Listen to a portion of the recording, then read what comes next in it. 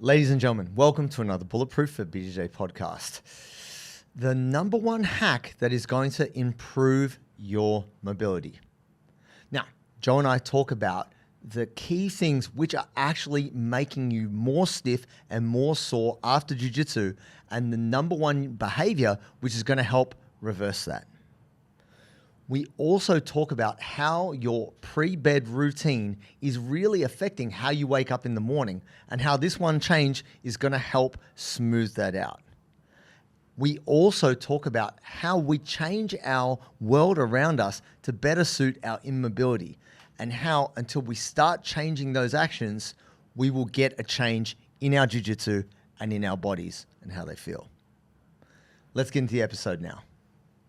Oh, while you're there, what we would love, we love you, and we love the little bit of love back, I just said love 3 times, is to like and subscribe. It goes a long way into helping people like you get this episode and share the good info, and we appreciate it. The one thing that you are not doing that will improve your mobility. Now, we do lots of different things. We have different stretches. There's a whole host of things we do or try to do to improve or reduce our stiffness, soreness. But there's something that I believe a lot of people are not doing, which I do on the reg, and I think it's going to help people a lot. What is that thing? Tell us, bro.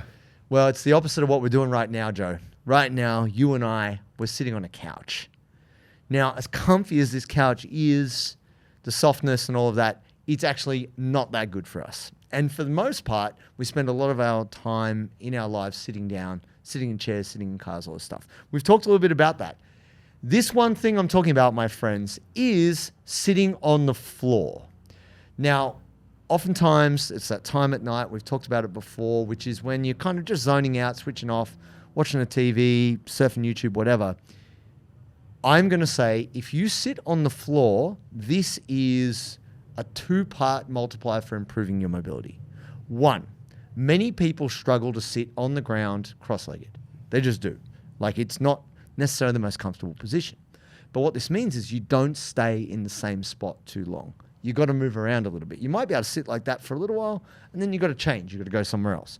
And because you're on the floor, you need to adopt a few different postures. And this starts to highlight where you're stiff.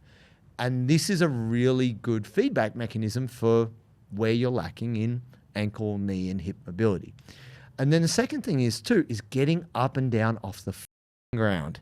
It is a test. If you're not someone who spends a lot of time on the ground, even though you do jiu-jitsu, if your wrists are tight and you put a bit of weight in your hand, you're like, my wrist, that's bad, doesn't feel good. Same thing, like people not being able to sit in like a bent Caesar or a Caesar position. Yeah. Like, my ankles, that hurts. And then if you're struggling to get up and down off the ground because of back pain post jiu-jitsu or whatever it might be, tight hip flexors, or your knee is just really achy, all of this forces you to confront that maybe the crutch of the couch and the crutch of the seat is really helping you get away with a lack of mobility you didn't know was creeping up on you. So here's the thing. I've done it for years. I used to sit in the splits machine, crank the splits machine, put my dinner plate on the wheel, eat that, sit in the splits, watch some TV, whatever. But now what I do is I just don't sit on the couch. I sit on the couch occasionally, but if Ola's going to sit on the couch, maybe we're going to watch something, I'll sit on the floor, cross-legged, bit of a pigeon, bit of whatever. And I don't actively do stretches, but I know that sitting for 10, 20, 30 minutes in a cross-legged position is actually quite uncomfortable. Not for lack of mobility, just to sit on your ass and you feel like your leg bones, your ass bones pushing into the ground. Yeah. Or the outside of your ankle pressing into the floor. Stuff like this. Yeah. Now, you said recently you had some experience crouching, being on the ground, Joe. Can you speak to that? Yeah, so I just came back from a week camping. Nice. And so it was, like, I guess, we were at a campsite, but it's like, this is just this bit of land is yours.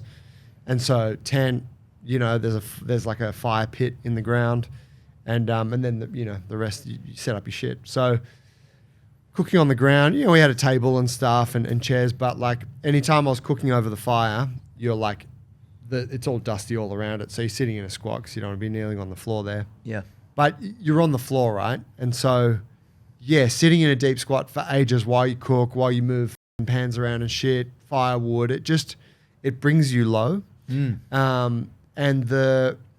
I guess the thing like so you notice instantly, like, I'm sitting in a deep squat for quite a while here. And you notice it because it's uncomfortable. Like, Yeah.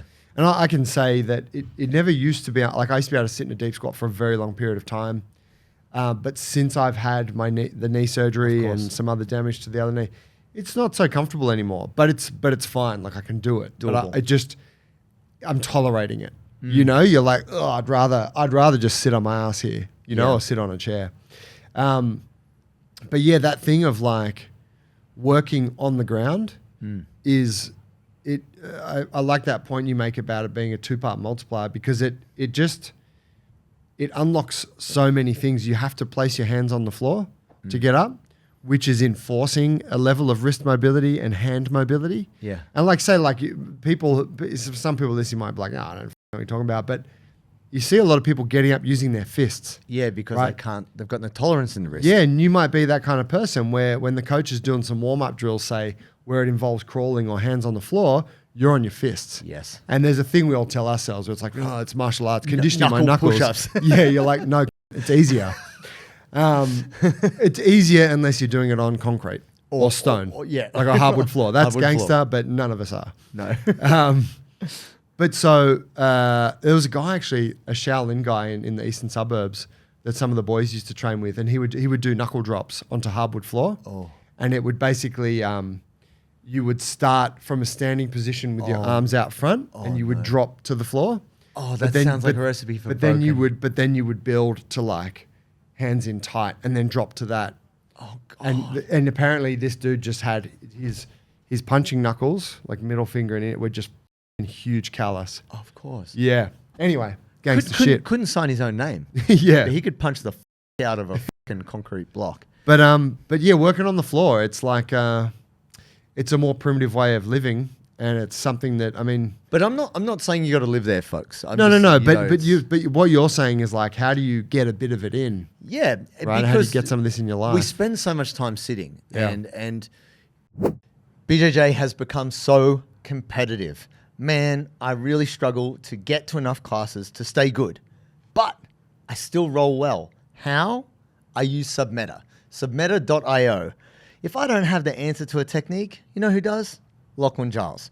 If I don't know how to do a technique, you know who also has the answer? The B Team guys. Where are they? They're on submeta.io. I go there, I suss out the class, whatever technique or position I don't know, it's there, it's available, and you can do it too. Doesn't matter if you're a white belt, or you're a black belt, or you're just a hard BJJ nerd trying to improve. Submeta.io is the edge. Even if you can't get to class, you can still study and you can still improve. It is the most comprehensive online platform for learning jiu-jitsu.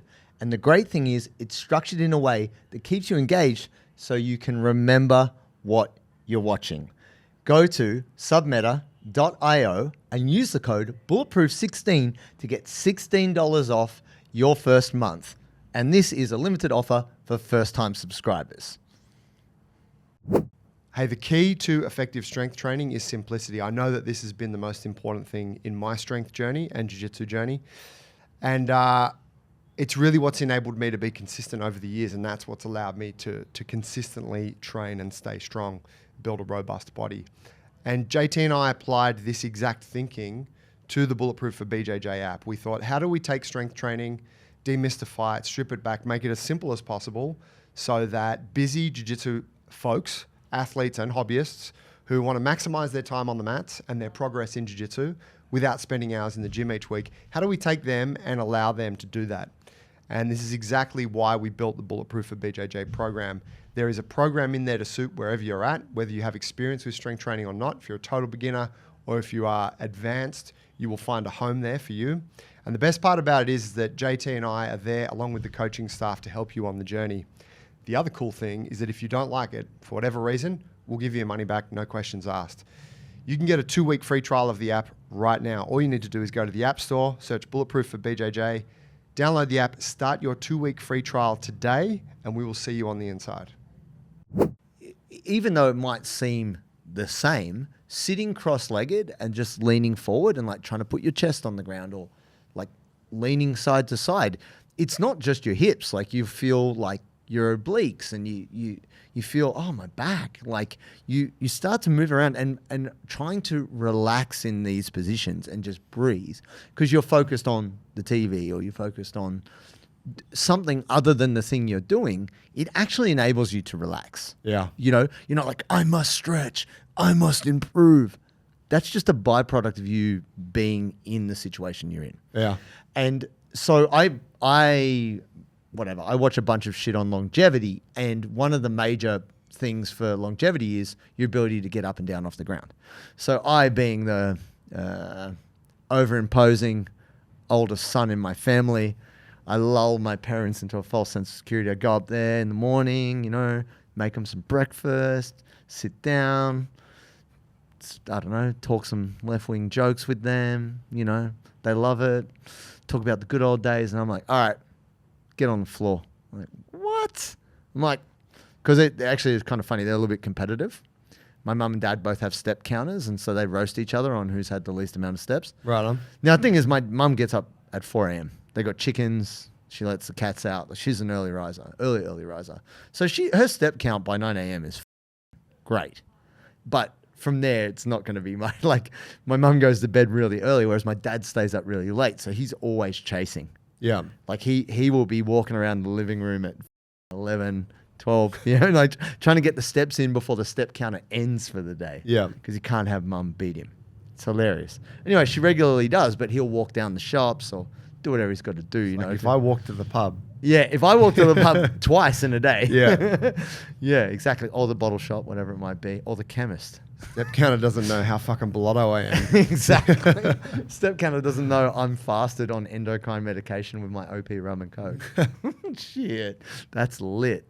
So what's funny is I said, which one of you two reckons has got like better mobility? And they're like, what? I'm like, who's more flexible out of you two? And my dad, who's never stretched a day in his life, is like, oh, well, yeah, I'm pretty active. I'm like, bro, it's going to be mum because she's a gardener. She's out in the garden. She's with the chickens. She's basically a human incarnation of a chicken. She's scratching around in the garden, moving shit. She's in a deep squat, heaps, kneeling down, all of that. Dad, you don't do that shit. You're up on work benches and you never do that. So I made them get on the ground.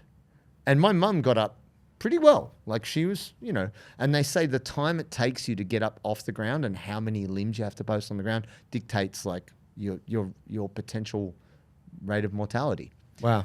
Anyway, Dad was having a hard time because Dad's wrists are super jacked up. Yeah. And that was something we identified, that he really struggled to put weight in his hands. And yeah, you're saying putting the fist down, he had to do a little bit of that. And yeah, it took him almost twice the time to get up. And I'm not saying this to bag my dad, but it was a stark contrast. Yes.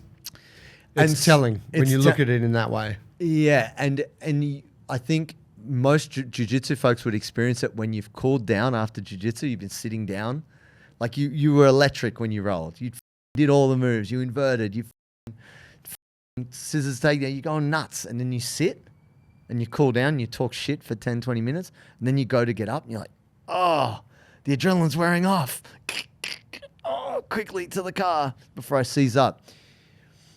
What I'm trying to advocate for here is that if you've had a shower or you've whatever, post jiu-jitsu, not post jiu-jitsu, you pushing the coffee table back and sitting on the floor is actually going to force you to move around in positions that will help your body.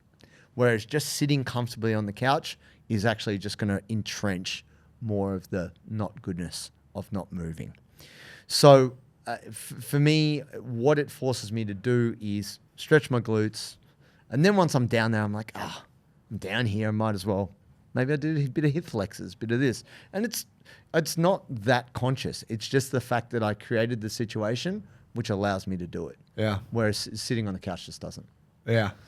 Yeah, it's funny when you have kids, it really brings that out of you because they're doing everything on the floor, right? They're crawling, they're playing on the floor, Monster and they're trucks. constantly like come and like my son does this thing where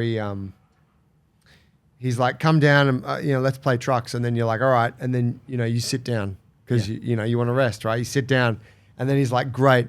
Now let's drive the trucks all around the lounge room. And you're like, bro, I'm just sitting down, bro. I just got comfortable. And he puts the trucks one under each hand like a roller skate and then just runs around and he's like, come on, Dad.